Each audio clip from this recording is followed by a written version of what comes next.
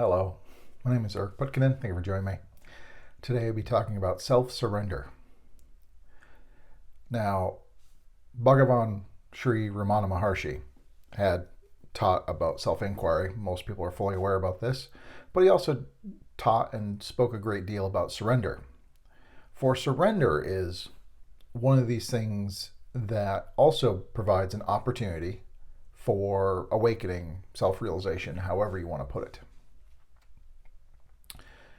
And really, I think the reason is because surrender fundamentally weakens the idea and feeling of me. Now, sometimes when I mention or talk about surrender, people will ask, well, what are you surrendering to? Well, you're surrendering to the self, of course. It's self-surrender. There's nothing else. And then, of course, some will then ask, well, then what is doing the surrendering? Well, obviously it's the self that's surrendering too, but more specifically, it is that which is in the body-mind that is resisting and denying and struggling and fighting. For if there was no fighting or struggle against what is, against reality, what need would there be for surrender? If there was no resistance and denial of what is, what need would there be for acceptance? Surrender and acceptance would automatically be the case. But there is something in the body-mind, between the beliefs and the conditioning and the thoughts, we, build up this resistance, fighting, denial, conflict. All this stuff helps build the idea of me.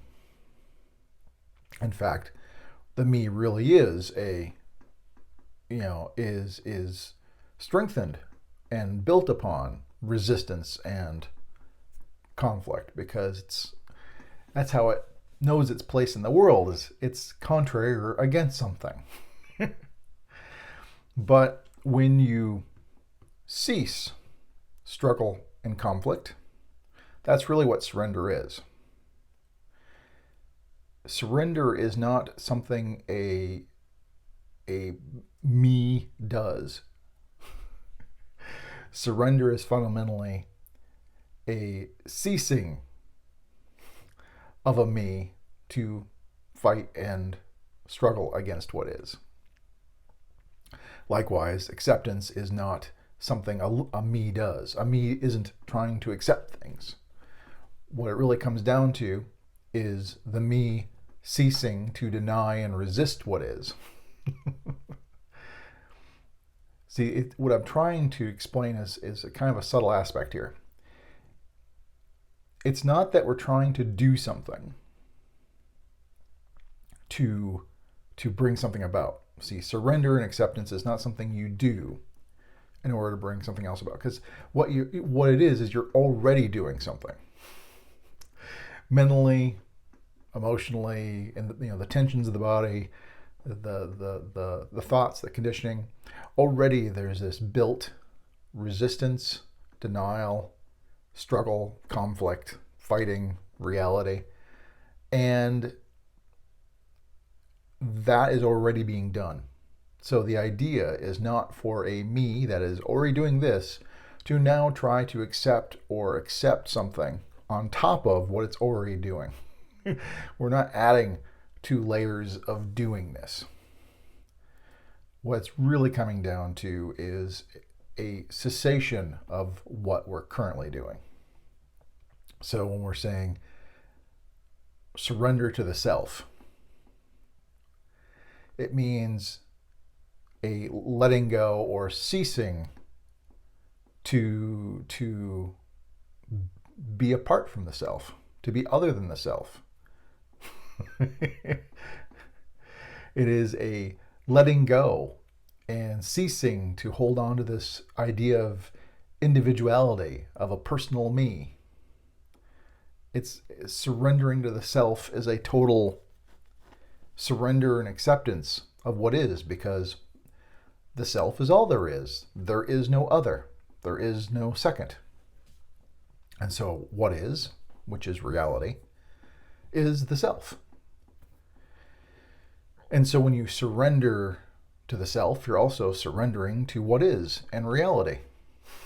You're becoming a lover of reality. You're no longer resisting, denying, fighting, struggling, trying to get ahead, trying to beat it, trying to outwit it, or otherwise one-up it, because it's not other. It's not separate.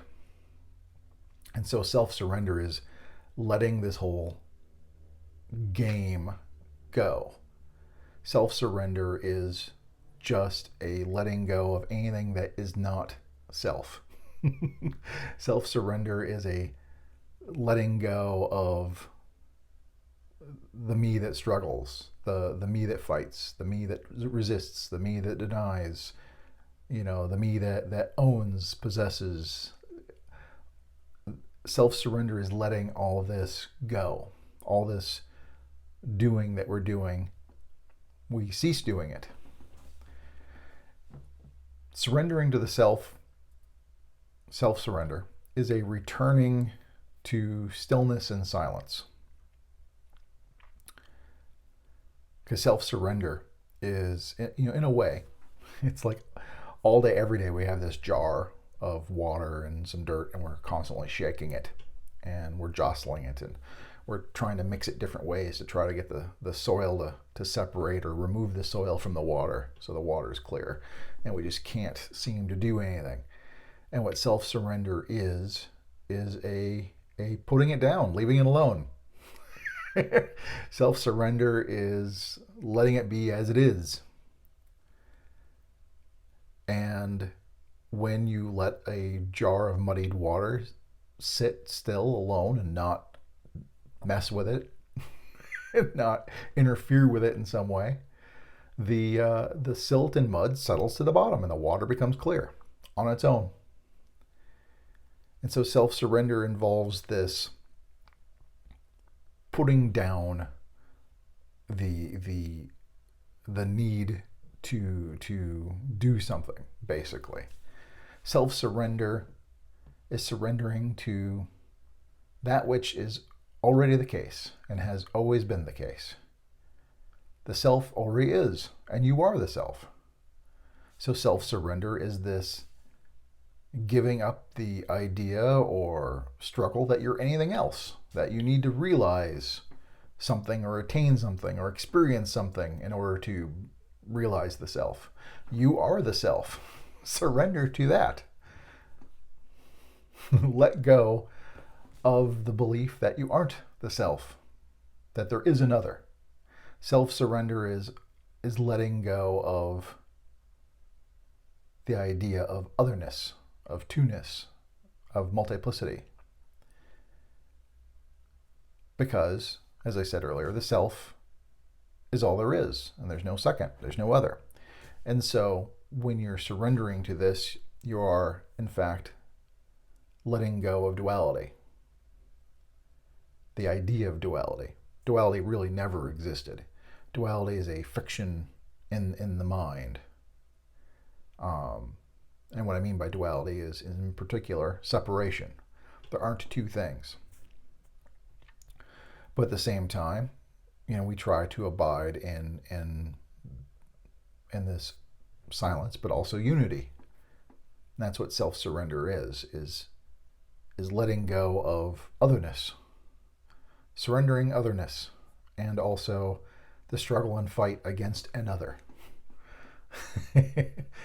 Because there's only the self, and you're surrendering to the self, as the self, being the self. And so there's no one to fight, there's no one to struggle against, there's no conflict needed. And from that point of view, of course, you would try to work cooperatively and collaboratively with the self, yourself. and reality in the world in general. You try to work with reality. You would accept the certainties in reality, but at the same time, you would work with it for any changes that you feel like making. But there is this, line of accepting and letting go. Well, not accepting, but ceasing to resist and deny, which makes an automatic acceptance. Ceasing to fight and struggle and conflict, which automatically brings surrender and peace. But that does not mean surrender means you cannot act. Self-surrender still means there's action. But it is not you would have to say, a me that's striving. We're not striving and struggling and making great efforts in terms of, you can feel the struggle. It's more of working with the situation.